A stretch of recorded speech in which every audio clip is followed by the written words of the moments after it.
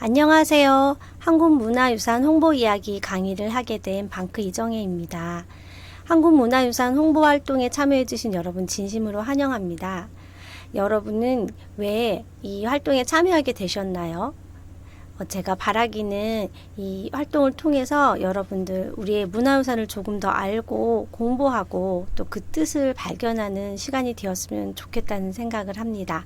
그러면 강의를 시작해 보도록 할게요. 강의 먼저는 퀴즈로 여러분과 같이 시작해 보고 싶은데요.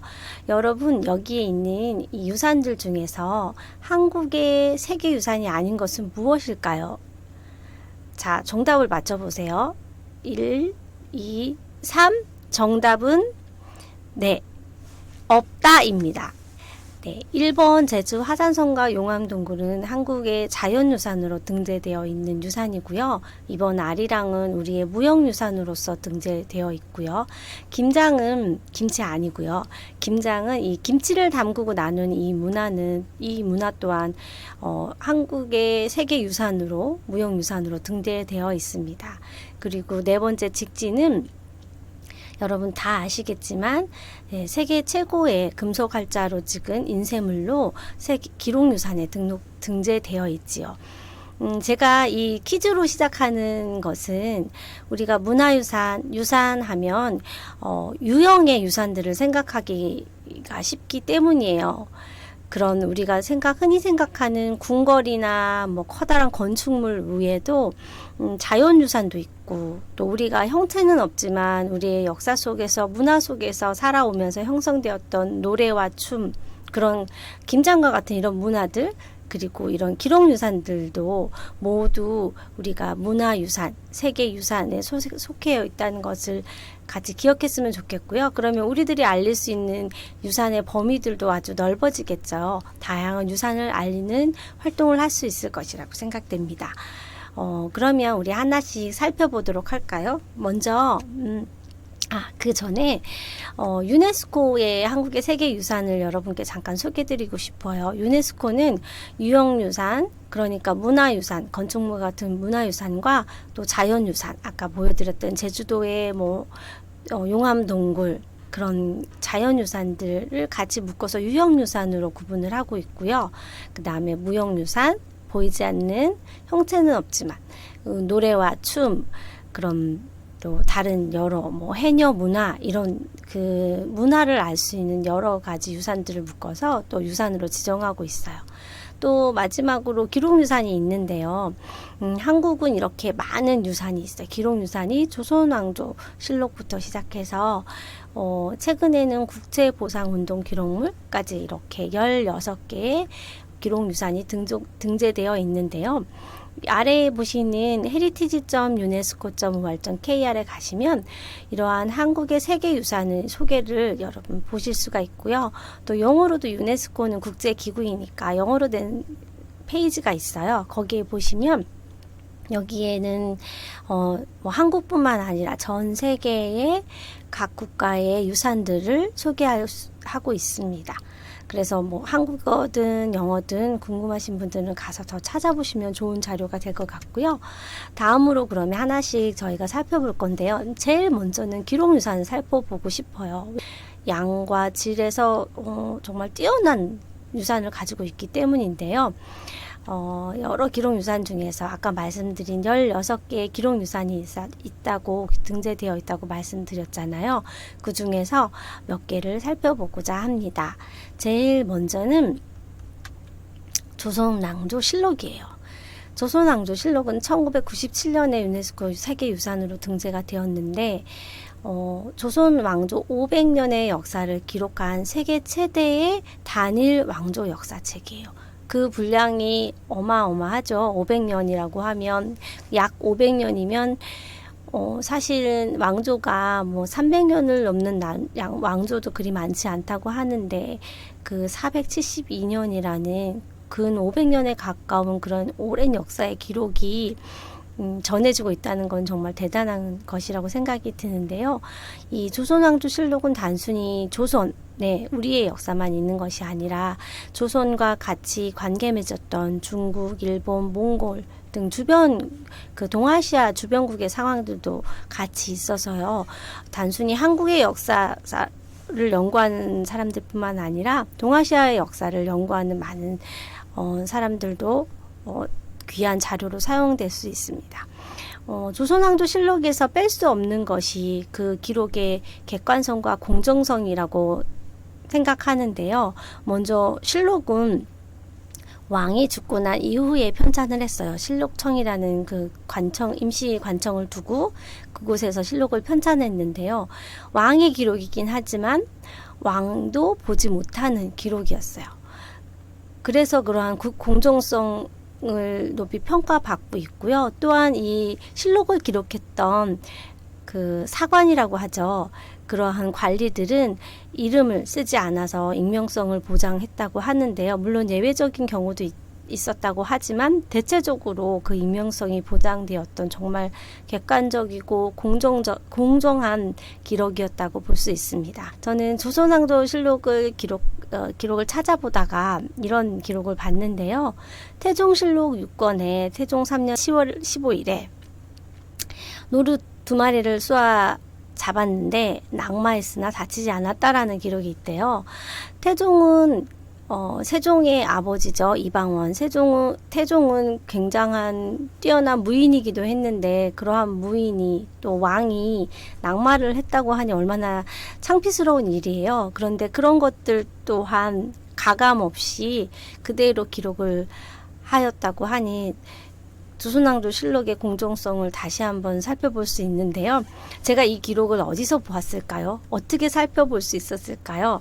여러분도 조선왕조실록의 기록을 살펴볼 수 있어요. 실록.history.go.kr 사이트에 가시면 여기에서 여러분이 궁금하신 사항들을 검색하시면 한글로 그 실록이 번역된 내용을 보실 수가 있습니다. 저는 여기서 태종의 기록도 살펴보았고 또 독도와 관련된 안영복의 기록들도 살펴보았고 제가 역사학자도 아님에도 불구하고 이러한 좋은 자료들을 이렇게 공정성 있고 인정되는 자료들을 이렇게 손쉽게 살펴볼 수 있다는 건 정말 큰 축복인 것 같아요. 그래서 여러분들도 궁금하신 역사 기록이나 사건들이 생각나시면 여기서 검색해 보시면 좋을 것 같고요. 이러한 사실들이 외국도 친구들에게 알려졌을 때 500년의 기록을, 그 많은 기록을 우리가 살펴볼 수 있다는 것, 지금 2020년 현재의 우리도 볼 수 있다는 것에 대해서 굉장히 감동할 것 같아요. 다음으로 소개드릴 자료는요, 훈민정음이에요. 우리나라의 5천년 역사 중에 가장 최고의 문화적 성취를 꼽으라고 한다면 저는 단연코 한글을 꼽고 싶어요. 네, 그 한글을 통해서 이 2020년에 사는 저희들이 얼마나 많은 유익을 보고 있습니까? 그런 한글이 또 너무나 신기한 것은 글을 만든 것도 너무 신기한데 그 글을 언제, 왜, 누가, 어떤 이유로, 어떤 원리로 만들었는지 분명하게 알 수 있는 글이라는 거예요. 그것은 훈민정음이 있기 때문인데요. 이 세종대왕이 1446년에 한글을 반포하면서 훈민정음도 같이 편찬해서 알렸죠. 네, 이 한글의 이 가치는 모든 세계 학자들도 높이 평가하고 있는데요. 우리가 아는 많은 언어학자들, 또 문학자들, 그런 작가들, 이런 분들이 한국의 한글을 높이 평가하고 있습니다. 그런데 저는 오늘 여러분께 소개해드리고 싶은 분은 훈민정음과 관련된 한 분이에요. 여러분, 간송 전형필에 대해서 들어보셨나요? 우리나라에 훈민정음이 2권 있는데요. 사실 안동에 있는 그 훈민정음은 아직 여러 가지 문제가 있어서 그 존재를 확인하지 못하고 있고요. 사실 한 권의 책만 우리가 볼 수 있는데요. 그 책이 바로 간송 전형필이 구입한 훈민정음 해례본입니다. 저는 이런 세계적인 기록 유산이 어떻게 개인이 가지게 되었을까라는 생각에 좀 깜짝 의아스러운 부분이 있었는데요. 간송은 단순히 훈민정음뿐만 아니라 우리나라 여러 문화유산들을 수집하고를 지키는데 온 생애를 바친 분인데요. 이분은 1906년 일제강점기 바로 전에 태어났죠. 이분이 자라고 살았던 시절은 많은 부분이 일제강점기 시절이었는데요. 이때는 이 나라의 혼란한 틈을 타서 우리의 문화유산들이 일본에 또 유럽에 많이 유출되고 있는 상황이었어요. 그런데 간송 이 전영필이 자신의 많은 돈을 투자하여, 저는 거의 전 재산을 투자하여 우리나라 문화유산을 지키는데 앞장섰는데요.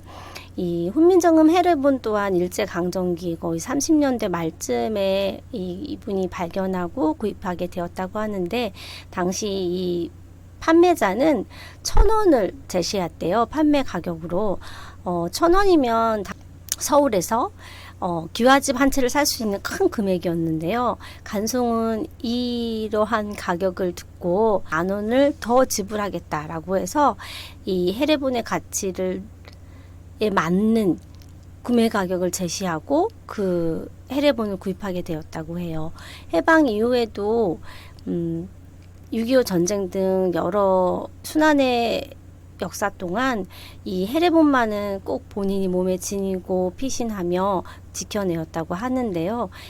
이분은 또한 이 본인이 모은 이런 여러 문화재들을 보화각이라고 하고 지금은 간송미술관이라고 하거든요. 그 미술관에 소장하여서 연구하고 보관할 수 있도록 했대요.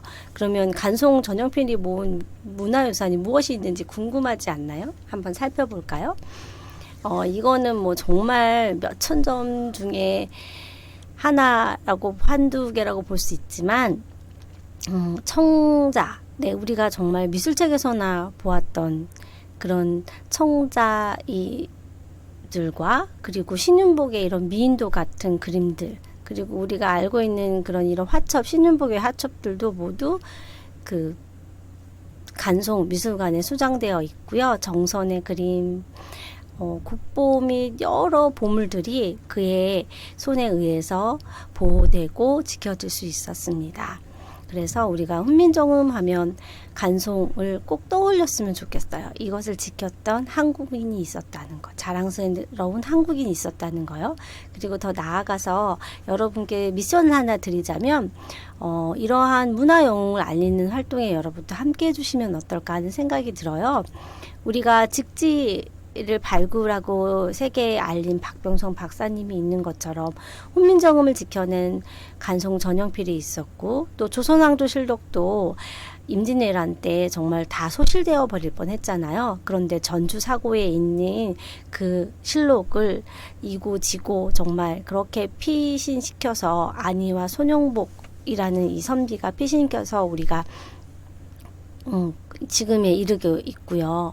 또 고려대장경 같은 경우도 해인사를 폭파하려는 명령에 불응한 이 대령님에 의해서 또 고려대장경이 지금까지 보존되고 있기도 하고요.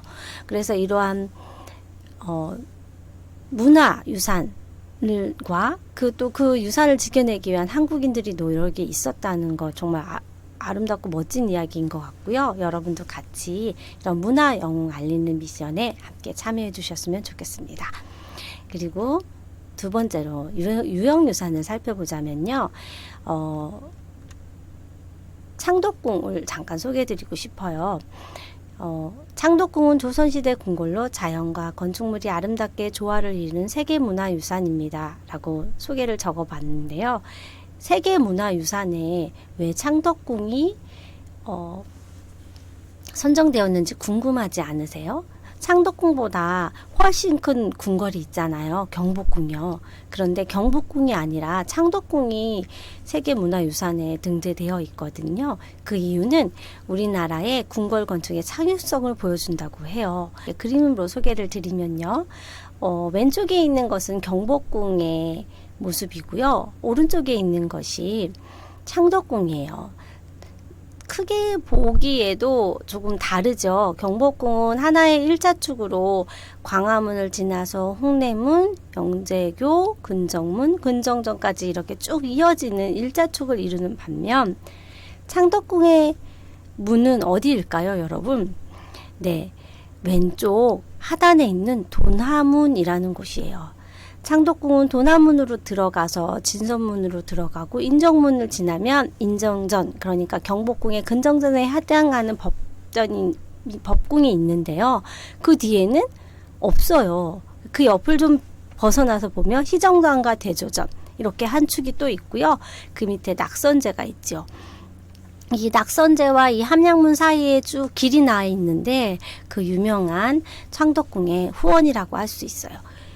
이 대부분의 동서양의 궁궐들은 경복궁과 같은 일자축을 이루는 그러한 모습을 하고 있어요. 그러면 왜 창덕궁은 그렇게 하지 않고 이렇게 여러 개의 축을 두며 산발되어 흩어져 있을까요? 그 이유는 이 본래 있던 자연의 지형을 그대로 이용하고 그 주변으로 건물을 배치하고 지었기 때문이에요. 이러한 모습이 한옥의 특징이고 한국의 궁궐 건축의 그러한 창의적인 모습을 간직하고 있다고 평가를 하고 있는 것이죠. 그래서 창덕궁이 세계문화유산으로 지정되어 있고요. 창덕궁에 가면 이렇게 자연과 건축물이 정말 하나처럼 조화를 이루는 모습을 볼 수 있습니다. 이러한 창덕궁의 모습은 아까 말씀드린 것처럼 서양의 궁궐과 비교해 보아도 매우 확연하게 차이가 나요. 네, 프랑스의 베르사유 궁전인데 역시 일자축을 이루고 있지요. 우리나라의 창덕궁과 또 서양 사람들이 모두 아는 베르사유 궁전, 이 둘을 비교해 보면 조금 더 창덕궁의 특징을 이해하는 데 쉽지 않을까 하는 생각이 들고요. 여러분께 두 번째 미션을 드리고 싶어요. 그것은 외국어로 우리나라의 문화유산을 알리는 것이에요. 방크에도 여러 외국어로 문화유산을 알리는 사이트들이 있는데요. 영어로 usa.prkorea.com 사이트도 있고요. 러시아로 된 france.prkorea.com 그리고 프랑스어 그리고 러시아.prkorea.com 중국 china.prkorea.com 이런 사이트가 있어요. 여러분들이 사이트는 만들 수 없겠지만 하나의 문화유산을 영어로 또는 내가 할 수 있는 외국어로 소개해보면 어떨까요? 제가 한국인이라면 한국어로 된 소개 자료를 받았을 때 훨씬 기쁘고 더 친근감이 느껴지고 더 잘 이해할 수 있을 것 같아요. 그런 맥락에서 여러분들도 여러분이 할 수 있는 내가 외국어를 할 수 있어, 나는 베트남어를 할 수 있어 라고 하신다면 베트남어로 된 문화유산 소개를 만들고 알리는 활동을 해보시면 더 의미 있을 것 같다는 생각이 듭니다. 그리고 세 번째로 그런 무형유산에 대해서 소개를 드리고 싶은데요. 무형유산에서는 김장을 소개하고 싶어요.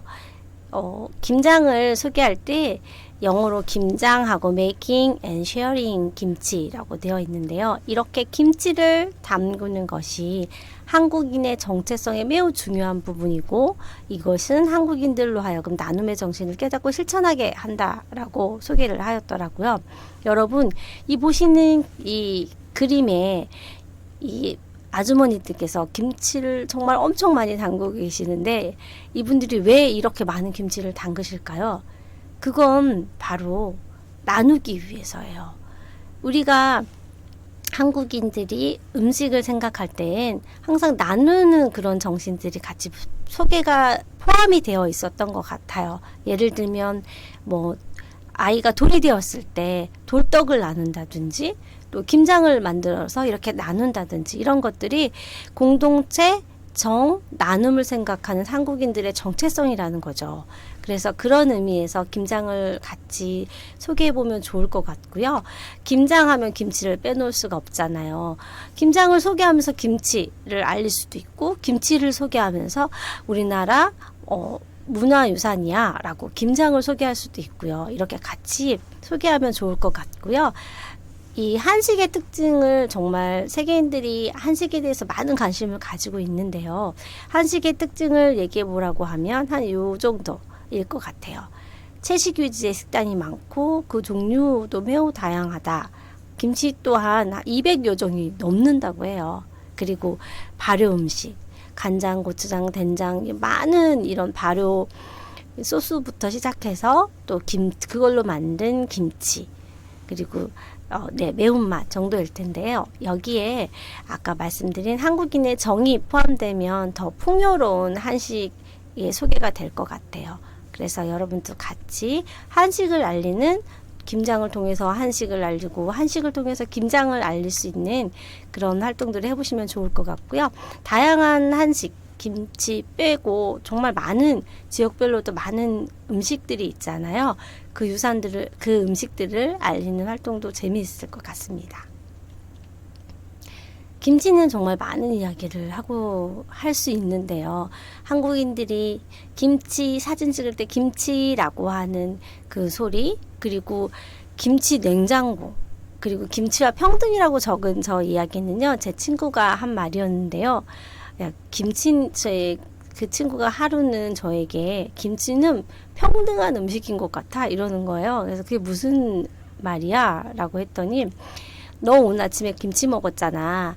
근데 한국의 대통령도 아마 김치 먹었을 거거든? 이렇게 얘기를 하는 거예요. 생각을 해보니까 김치는 정말 서민적인 음식이지만 정말 대한민국 모든 사람들이 먹는 음식이잖아요. 그래서 김치와 평등이라는 가치가 또 묘하게 재밌게 어우러지더라고요. 그래서 여러분들이 이런 일상 속의 우리 문화를 통해서, 음식 문화를 통해서 예, 한국을 알리는 활동을 해보시면 좋을 것 같습니다.